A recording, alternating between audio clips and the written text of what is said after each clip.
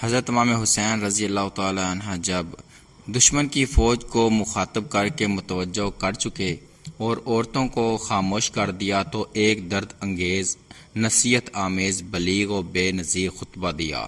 حمد و ثنا اور درود و سلام کے بعد فرمایا، اے لوگو، تم میرا نسب دیکھو، میں کون ہوں، پھر اپنے دلوں میں غور کرو، کیا تمہارے لیے جائز ہے کہ تم مجھے قتل کرو اور میری عزت پر ہاتھ ڈالو؟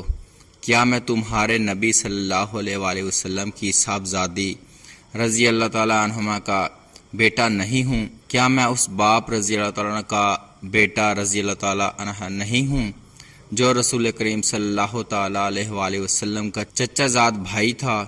کیا سید الشہداء حمزہ میرے باپ کے چچا نہیں تھے؟ کیا جعفر طیار میرے چچا نہیں تھے؟ کیا تمہیں یہ حدیث مشہور نہیں پہنچی کہ رسول کریم صلی اللہ تعالیٰ علیہ وآلہ وسلم نے مجھے اور میرے بھائی حسن رضی اللہ تعالیٰ عنہ کو سید شباب اہل جنہ اور قرۃ العین اہل سنہ فرمایا ہے؟ اگر تم میری بات کی تصدیق کرتے ہو، اور واللہ میری بات بالکل حق ہے، میں نے عمر بھر کبھی جھوٹ نہیں بولا جب سے مجھے یہ معلوم ہوا ہے کہ اس سے اللہ تعالیٰ ناراض ہوتا ہے، اور اگر تمہیں میری بات کا یقین نہیں تو تمہارے اندر ایسے لوگ موجود ہیں جن سے اس کی تصدیق ہو سکتی ہے۔ پوچھو جابر بن عبداللہ سے، دریافت کرو ابو سعید یا سہل بن سعد سے، معلوم کرو زید بن ارقم یا انس سے، وہ تمہیں بتلائیں گے کہ بے شک یہ بات انہوں نے رسول اللہ صلی اللہ تعالیٰ علیہ وآلہ وسلم سے سنی ہے۔ کیا یہ چیزیں تمہارے لیے میرا خون بہانے سے روکنے کو کافی نہیں ہیں؟ مجھے بتلاؤ کہ میں نے کسی کو قتل کیا ہے جس کے قصاص میں مجھے قتل کر رہے ہو، یا میں نے کسی کا مال لوٹا ہے یا کسی کو زخم لگایا ہے۔ اس کے بعد حضرت امام حسین رضی اللہ تعالیٰ عنہ نے رؤسا کوفہ کا نام لے کر پکارا، اے شیش بن ربی، اے حجاز بن اجرا، اے حجاز بن اسجر، اے قیس بن اشد، اے زید بن حارث، کیا تم لوگوں نے مجھے بلانے کے لیے خطوط نہیں لکھے؟ یہ سب لوگ مکر گئے کہ ہم نے نہیں لکھے۔ حضرت امام حسین رضی اللہ تعالیٰ عنہ نے فرمایا کہ میرے پاس تمہارے خطوط موجود ہیں۔ اس کے بعد فرمایا، اے لوگو، اگر تم میرا آنا پسند نہیں کرتے تو مجھے چھوڑ دو، میں کسی ایسی زمین پر چلا جاؤں جہاں مجھے امن ملے۔ قیس بن اشد نے کہا کہ آپ اپنے چچا زاد ابن زیاد کے حکم پر کیوں نہیں اتر آتے؟ وہ پھر آپ کے بھائی ہیں، آپ کے ساتھ برا سلوک نہ کریں گے۔ حضرت حسین رضی اللہ تعالیٰ عنہ نے فرمایا کہ مسلم بن عقیل کے قتل کے بعد بھی تمہاری یہی رائے ہے، واللہ میں کبھی اس کو قبول نہ کروں گا۔ یہ فرما کر حضرت امام حسین رضی اللہ تعالیٰ عنہ گھوڑے سے اتر آئے۔ اس کے بعد ظہیر بن القین رضی اللہ تعالیٰ عنہ کھڑے ہوئے اور ان لوگوں کو نصیحت کی کہ آل رسول صلی اللہ علیہ وآلہ وسلم کے خون سے باز آ جائیں، اور بتلایا کہ اگر تم اپنی اس حرکت سے باز نہ آئے اور ابن زیاد کا ساتھ دیا تو خوب سمجھ لو کہ تم کو بھی ابن زیاد سے کوئی فلاح نہ پہنچے گی، وہ تم کو بھی قتل و غارت کرے گا۔ ان لوگوں نے ظہیر کو برا بھلا کہا اور ابن زیاد کی تعریف کی اور کہا کہ ہم تم سب کو قتل کر کے ابن زیاد کے پاس بھیجیں گے۔ ظہیر رضی اللہ تعالیٰ عنہ نے پھر کہا کہ ظالموں، آپ بھی ہوش میں آؤ، فاطمہ رضی اللہ تعالیٰ عنہ کا بیٹا سمیہ کے بیٹے ابن زیاد سے زیادہ محبت اکرام کا مستحق ہے، اگر تم ان کی امداد نہیں کرتے تو ان کو اور ان کے چچا زاد بھائی یزید کو چھوڑ دو کہ وہ آپس میں نبڑ لیں، باخدا یزید بن معاویہ رضی اللہ تعالیٰ عنہ تم سے اس پر ناراض نہ ہوگا۔ جب گفتگو طویل ہونے لگی تو شمر نے پہلا تیر ان پر چلا دیا۔ اس کے بعد حربن یزید رضی اللہ تعالیٰ عنہ جو اب طائب ہو کر حضرت امام حسین رضی اللہ تعالیٰ عنہ کے لشکر میں شامل ہو گئے تھے، آگے بڑھے اور لوگوں کو خطاب کیا، اہل کوفہ، تم ہلاک و برباد ہو جاؤ، کیا تم نے ان کو اس لیے بلایا تھا کہ وہ آ جائیں تو تم ان کو قتل کرو؟ تم نے کہا تھا کہ ہم اپنی جان و مال آپ پر قربان کریں گے، اور اب تم ہی ان کے قتل کے در پہ ہو۔ ان کو اس کی بھی اجازت نہیں دیتے کہ خدا کی طویل و عریض زمین میں کہیں چلے جائیں جہاں ان کو اور اہل بیت کو امن ملے۔ ان کو تم نے قیدیوں کی مثل بنا لیا ہے اور دریائے فرات کا جاری پانی ان پر بند کر دیا ہے، جس کو یہودی، نصرانی، مجوسی سب پیتے ہیں۔ اور جس میں اس علاقے کے خنزیر لوٹتے ہیں۔ حسنین کریمین رضی اللہ تعالیٰ عنہ اور ان کے اہل بیت پیاس سے بے ہوش ہو رہے ہیں۔ تم نے محمد صلی اللہ علیہ وآلہ وسلم کے بعد ان سے ان کی اولاد کے بارے میں نہایت شرمناک سلوک کیا۔ اللہ تعالیٰ قیامت کے روز تم کو پیاسا رکھے گا اگر توبہ نہ کرو اور اپنی حرکت سے باز نہ آؤ۔ اب حربن یزید پر بھی تیر پھینکے گئے، وہ واپس آ گئے اور حضرت امام حسین رضی اللہ تعالیٰ عنہ کے آگے کھڑے ہو گئے۔ اس کے بعد تیر اندازی کا سلسلہ شروع ہو گیا۔ پھر گھمسان کی جنگ ہوئی، فریق مخالفت کے بھی کافی آدمی مارے گئے۔ حضرت امام حسین رضی اللہ تعالیٰ عنہ کے رفقا بھی بعض شہید ہوئے۔ حربن یزید نے امام حسین رضی اللہ تعالیٰ عنہ کے ساتھ ہو کر شدید قتال کیا، بہت سے دشمنوں کو قتل کیا۔ مسلم بن اوسجا رضی اللہ تعالیٰ عنہ زخمی ہو کر گر گئے۔ حبیب بن مطہر رضی اللہ تعالیٰ عنہ ان کے پاس آئے اور کہا کہ جنت کی خوشخبری تمہارے لیے ہے۔ اگر میں یہ جانتا کہ میں بھی تمہارے پیچھے شہید ہونے والا ہوں تو میں تم سے تمہاری وصیت دریافت کرتا۔ انہوں نے کہا کہ ہاں، میں ایک وصیت کرتا ہوں، اور حضرت امام حسین رضی اللہ تعالیٰ عنہ کی طرف اشارہ کر کے کہا کہ جب تک زندہ ہو ان کی حفاظت کرنا۔ اس کے بعد شکی و بدبخت شمر نے چاروں طرف سے حضرت امام حسین رضی اللہ تعالیٰ عنہ اور ان کے رفقا پر حلہ بول دیا۔ حضرت امام حسین رضی اللہ تعالیٰ عنہ کے رفقا نے بڑی بہادری سے مقابلہ کیا۔ کوفہ کے لشکر پر جس طرف حملہ کرتے تھے میدان صاف ہوتا جاتا۔ جب عروہ بن قیس نے یہ حالت دیکھی تو عمر بن سعد سے مزید کمک طلب کی اور شیش بن ربیع سے کہا کہ تم کیوں آگے نہیں بڑھتے؟ اس وقت شیش سے نہ رہا گیا اور کہا کہ تم سب گمراہ ہو۔ ابن علی جو اس وقت روئے زمین پر سب سے بہتر ہیں ان سے قتال کرتے ہو اور سمیہ زانیہ کے لڑکے ابن زیاد کا ساتھ دیتے ہو۔ عمر بن سعد نے جو کمک اور تازہ دم 500 سپاہی بھیجے، یہ آ کر مقابلہ پر ڈٹ گئے۔ اصحاب حسین رضی اللہ تعالیٰ عنہ نے اس کا بھی نہایت بہادری سے مقابلہ کیا اور گھوڑے چھوڑ کر میدان میں پیادہ آ گئے۔ اس وقت بھی حربن یزید نے سخت قتال کیا۔ اب دشمن نے خیموں میں آگ لگانا شروع کر دی۔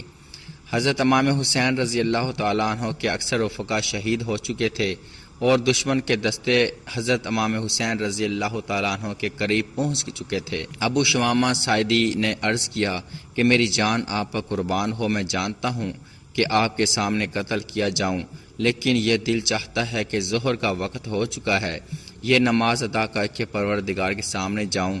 حضرت امام حسین رضی اللہ تعالیٰ عنہ نے بآواز بلند فرمایا کہ جنگ ملتوی کرو یہاں تک کہ ہم نماز پڑھ لیں۔ ایسی گھمسان جنگ میں کون سنتا تھا؟ طرفین سے قتل و قتال جاری تھا اور ابو شمامہ رضی اللہ تعالیٰ عنہ اسی حالت میں شہید ہو گئے۔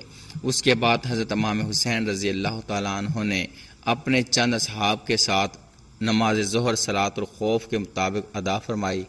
نماز کے بعد پھر قتال شروع کیا۔ اب یہ لوگ حضرت امام حسین رضی اللہ تعالیٰ عنہ تک پہنچ چکے تھے۔ حنفی حضرت امام حسین رضی اللہ تعالیٰ عنہ کے سامنے آ کر کھڑے ہو گئے اور سب تیر اپنے بدن پر کھاتے رہے یہاں تک کہ زخموں سے چور ہو کر گر گئے۔ اس وقت زہیر بن کین رضی اللہ تعالیٰ عنہ نے حضرت امام حسین رضی اللہ تعالیٰ عنہ کی مدافعت میں سخت قتال کیا یہاں تک کہ وہ بھی شہید ہو گئے۔ اس وقت حضرت امام حسین رضی اللہ تعالیٰ عنہ کے پاس بجز چند رفیقوں کے کوئی نہ رہا تھا، اور یہ رفقا بھی دیکھ رہے تھے کہ ہم نے حضرت امام حسین رضی اللہ تعالیٰ عنہ کو بچا سکتے ہیں نہ خود بچ سکتے ہیں۔ تو اب ان میں سے ہر شخص کی یہ خواہش تھی کہ میں حضرت امام حسین رضی اللہ تعالیٰ عنہ کے سامنے پہلے شہید ہو جاؤں، اس لیے ہر شخص نہایت شدت و شجاعت سے مقابلہ کر رہا تھا۔ اسی میں حضرت امام حسین رضی اللہ تعالیٰ عنہ کے بڑے صاحبزادے علی اکبر رضی اللہ تعالیٰ عنہ یہ شعر پڑھتے ہوئے آگے بڑھے، یعنی میں حسین بن علی کا بیٹا ہوں، قسم ہے رب البیت کی کہ ہم رسول کریم صلی اللہ علیہ وآلہ وسلم سے قریب تر ہیں۔ کمبخت مرہ ابن منقذ نے ان کو نیزہ مار کر گرا دیا۔ پھر کچھ اور شکی آگے بڑھے اور لاش کے ٹکڑے کر دیے۔ حضرت امام حسین رضی اللہ تعالیٰ عنہ سامنے آئے اور کہا، خدا تعالیٰ اس قوم کو برباد کرے جس نے تجھ کو قتل کیا ہے۔ یہ لوگ اللہ تعالیٰ کے معاملہ میں کیسے بیوقوف ہیں، تیرے بعد اب زندگی پر خاک ہے۔ ان کی لاش اٹھا کر خیمہ کے پاس لائی گئی۔ عمر بن سعد نے قاسم بن حسن رضی اللہ تعالیٰ عنہ کے سر پر تلوار ماری، وہ گرے اور ان کے منہ سے نکلا یا اماہ، تو حضرت حسین رضی اللہ تعالی عنہ نے دوڑ کر ان کو سنبھالا اور عمر پر تلوار سے حملہ کیا۔ کوہنی سے اس کا ہاتھ کٹ گیا۔ حضرت امام حسین رضی اللہ تعالی عنہ اپنے بھتیجے قاسم رضی اللہ تعالی عنہ کی لاش کو اپنے کندھے پر اٹھا کر لائے اور اپنے بیٹے اور دوسرے اہل بیت کے برابر لٹا دیا۔ اب حضرت امام حسین رضی اللہ تعالی عنہ تقریباً تنہا بے یار و مددگار رہ گئے، لیکن ان کی طرف بڑھنے کی کسی کو ہمت نہیں ہوئی۔ اسی طرح بہت دیر تک یہی کیفیت رہی کہ جو شخص آپ کی طرف بڑھتا اسی طرف لوٹ جاتا، اور حضرت امام حسین رضی اللہ تعالی عنہ کے قتل اور اس کے گناہ کو اپنے ساتھ لینا نہ چاہتا تھا، یہاں تک کہ قبیلہ کندہ کا ایک شکی القلب مالک بن نصیر آگے بڑھا اور حضرت امام حسین رضی اللہ تعالیٰ عنہ کے سر پر تلوار سے حملہ کیا۔ آپ شدید زخمی ہو گئے۔ اپنے چھوٹے صاحبزادے عبداللہ رضی اللہ تعالیٰ عنہ کو بلایا اور اپنی گود میں بٹھا لیا۔ بنی اسد کے ایک بد نصیب نے ان کو بھی تیر مار کر ہلاک کر دیا۔ حضرت امام حسین رضی اللہ تعالیٰ عنہ نے اس معصوم بچہ کا خون لے کر زمین پر بکھیر دیا اور دعا کی، یا اللہ تو ہی ان ظالموں سے ہمارا انتقام لے۔ اس وقت حضرت امام حسین رضی اللہ تعالیٰ عنہ کی پیاس حد کو پہنچ چکی تھی۔ آپ پانی پینے کے لیے دریائے فرات کے قریب تشریف لے گئے۔ ظالم حسین بن نمیر نے آپ کے منہ پر نشانہ کر کے تیر پھینکا جو آپ کو لگا اور دہن مبارک سے خون جاری ہو گیا۔ انا للہ و انا الیہ راجعون۔ اس کے بعد شمر 10 آدمی ساتھ لے کر حضرت امام حسین رضی اللہ تعالیٰ عنہ کی طرف بڑھا۔ حضرت امام حسین رضی اللہ تعالیٰ عنہ شدید پیاس اور اتنے زخموں کے باوجود ان کا دلیرانہ مقابلہ کر رہے تھے، اور جس طرف حضرت امام حسین رضی اللہ تعالیٰ عنہ بڑھتے یہ بھاگتے نظر آتے تھے۔ اہل تاریخ نے کہا ہے کہ یہ ایک بے نظیر واقعہ ہے کہ جس شخص کی اولاد اور اہل بیت قتل کر دیے گئے ہیں اس کو خود شدید زخم لگے ہوئے ہوں اور وہ پانی کے ایک ایک قطرہ سے محروم ہو، اور وہ اس قوت اور ثبات قدمی سے مقابلہ کر رہا ہے کہ جس طرف رخ کرتا ہے مسلح سپاہی بھیڑ بکریوں کی طرح بھاگنے لگتے ہیں۔ شمر نے جب یہ دیکھا کہ حضرت امام حسین رضی اللہ تعالیٰ عنہ کے قتل کرنے سے ہر شخص بچنا چاہتا ہے تو آواز دی کہ سب یک بار کی حملہ کرو۔ اس پر بہت سے بد نصیب آگے بڑھے، نیزوں اور تلواروں سے یک بارگی حملہ کیا، اور یہ ابن رسول اللہ خیر خلق اللہ فی الارض ظالموں کا دلیرانہ مقابلہ کرتے ہوئے شہید ہو گئے۔ انا للہ و انا الیہ راجعون۔ شمر نے خولی بن یزید سے کہا کہ ان کا سر کاٹ لو۔ وہ آگے بڑھا مگر ہاتھ کانپ گئے۔ پھر شکی بدبخت سنان بن انس نے یہ کام انجام دیا۔ آپ کی لاش کو دیکھا تو 33 زخم نیزوں کے اور 34 زخم تلواروں کے آپ کے بدن پر تھے۔ تیروں کے زخم ان کے علاوہ حضرت امام حسین رضی اللہ تعالی عنہ اور عام اہل بیت کے قتل سے فارغ ہو کر یہ ظالم علی اصغر حضرت زین العابدین رضی اللہ تعالی عنہ کی طرف متوجہ ہوئے۔ شمر نے ان کو بھی قتل کرنا چاہا۔ حمید بن مسلم نے کہا کہ سبحان اللہ، تم بچہ کو قتل کرتے ہو اور جب کہ وہ مریض بھی ہے۔ شمر نے چھوڑ دیا۔ عمر بن سعد آگے آئے اور کہا کہ ان عورتوں کے خیمے کے پاس کوئی نہ جائے اور اس مریض بچے سے کوئی تعرض نہ کرے۔ ابن زیاد شکی کا حکم تھا کہ قتل کے بعد لاش کو گھوڑوں کی ٹاپوں میں روندا جائے۔ عمر بن سعد نے چند سواروں کو حکم دیا، انہوں نے یہ بھی کہہ ڈالا انا للہ و انا الیہ راجعون۔ جنگ کے خاتمہ پر مقتولین کی شمار کی گئی تو حضرت امام حسین رضی اللہ تعالیٰ عنہ کے اصحاب میں 72 حضرات شہید ہوئے اور عمر بن سعد کے لشکر کے 88 سپاہی مارے گئے۔ حضرت امام حسین رضی اللہ تعالی عنہ اور ان کے رفقا کو ایک روز بعد دفن کیا گیا۔